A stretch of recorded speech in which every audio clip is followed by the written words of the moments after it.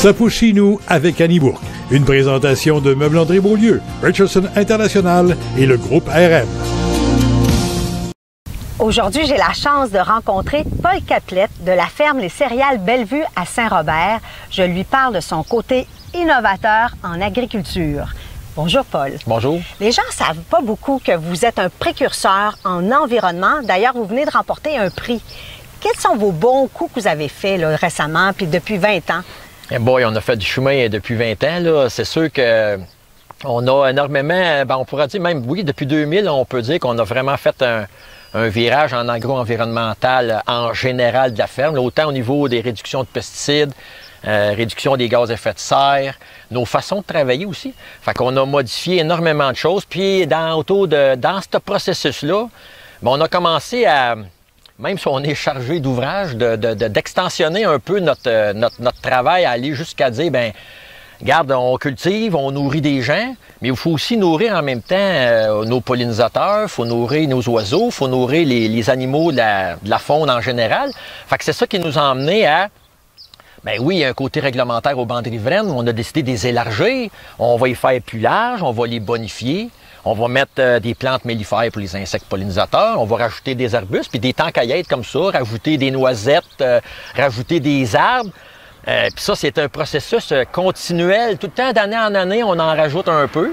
Puis ça nous a emmené là jusqu'on est aujourd'hui. Tu sais, la ferme aujourd'hui, on nourrit, les besoins alimentaires des citoyens en général. On est capable de combler les besoins alimentaires théoriques, on va dire, de 10 000 personnes en 2003.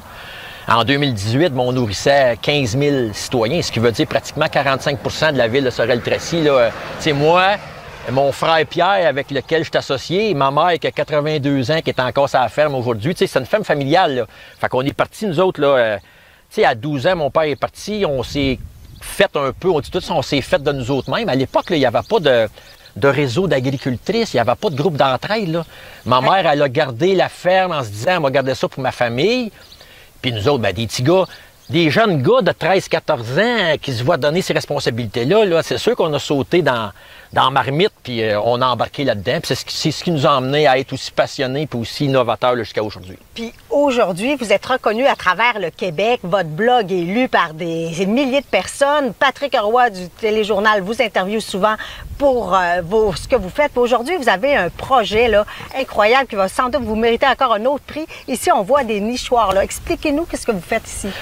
Ici, c'est un îlot de 0,7 hectares, ce qui représente à peu près la valeur d'un peu plus grand qu'un terrain de football, qu'on a aménagé pour aller plus loin au niveau de la filtration de l'eau de surface. Fait que c'est un projet d'innovation qu'on a eu avec un agronome, qu'on a commencé à penser pour épurer l'eau et enlever les sédiments dans l'eau avant qu'elle aille vers les cours d'eau, puis qu'après ça se ramasse dans le fleuve par les affluents.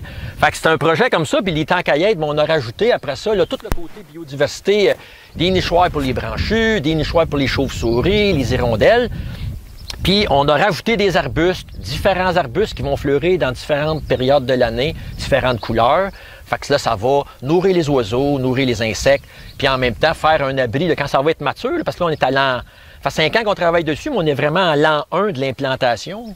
Ça va s'habiller, puis ça va devenir pratiquement un beau petit parc là, de biodiversité en pleine campagne que les gens en vélo vont pouvoir visualiser puis admirer en passant. Là. Et Paul, ce qu'on constate, c'est la vision, comme votre vision pour les prochaines années aussi. Ça demande beaucoup de patience aussi. Oui, la patience, puis c'est ça, des objectifs qu'on se parlait tantôt. Pour nous autres, là, c'est un... Oui, on nourrit les gens, mais c'est une vision aussi de pérennité avec les changements climatiques là, qui sont là. Tu sais, on va parler pour les pelouses, que c'était mieux de couper ta pelouse le plus long possible parce que ta température de ton sol va être plus proche à la fraîcheur, etc.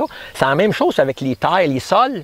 C'est que maintenant, on va couvrir les sols. Tu sais, les gens vont penser que c'est des champs abandonnés, mais à l'automne, on va laisser les résidus ou on va ressemer des plantes qu'on ne récoltera pas. On va investir la crème solaire du sol. Si on va au soleil, on met une crème solaire, mais le sol maintenant, tu sais, un sol de plage, s'il fait soleil, il n'y a pas de ver de terre, il n'y a pas de limaces, il y a juste toi avec tes 10 orteils dans le sable, tu te fais griller avec ton petit mojito, mais il n'y a pas de... Le sol, c'est la même chose. Un sol, il faut qu'il y ait des plantes pour couvrir, pour que les limaces viennent en surface. Pour que des vers de terre puis se nourrissent. Oui, puis c'est eux autres, quand on leur donne la nourriture, eux autres vont faire de l'ouvrage On dit tout le temps, on les exploite à la limite, là, 24 heures sur 24. Ils se nourrissent, ils font des galeries, la pénétration de l'eau, etc. Fait que ça va nous donner des cultures plus résilientes dans le temps avec les changements climatiques pour être tout le temps productifs au niveau de la ferme. Et je termine en sachant que peu de gens, les céréales Bellevue, là, c'est beaucoup de... C'est pas juste du blé, là. Racontez-nous ce qu'on cultive, puis votre terrain de jeu Notre terrain de jeu, c'est 360 hectares, ce qui veut dire pas loin, un peu plus que 360 terrains de football, là. C'est sûr que les cultures traditionnelles, là, maïs-grain, soya, là, on est beaucoup dans le blé d'hiver. On cultive du blé d'hiver, c'est spécial, là. Après ça, on va beaucoup dans l'alimentaire, là. Pois de conserverie congelés pour Bonduelle, les haricots secs qu'on peut mettre dans nos salades. Là, on a du canola, on a de la graine de lin, du tournesol, j'en oublie une, là, du sarrasin. Fait qu'on a à peu près 8-9 cultures là, qui sont diversifiées sur la ferme pour le plus possible. Puis on a des projets de culture dans le futur qui vont aller vraiment aux consommateurs. Là, probablement du quinoa. On rêve de faire des pois chiches québécois, là, mais présentement, oui. on attend les variétés qui seraient adaptables au climat du Québec. Là, mais on est là-dedans, on s'en va vers ça pour nourrir encore plus de gens localement. Là. Puis parlant de climat, on a quand même un beau printemps.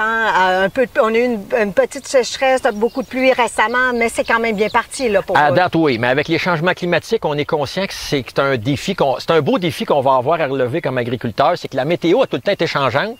Mais avec les changements climatiques, les extrêmes vont être de plus en plus grands. Fait que ça va être à nous autres à être assez polyvalents pour tout le temps s'adapter, pour être sûr de se nourrir nous autres, mais nourrir aussi notre monde alentour. On retient ce message-là d'être polyvalent, de s'adapter, comme tous les agriculteurs de notre région font en ce moment. Merci beaucoup d'avoir été à l'écoute et à la semaine prochaine. Ça pousse chez nous avec Annie Bourque vous a été présenté par Meubles André Beaulieu, Richardson International et le groupe RM.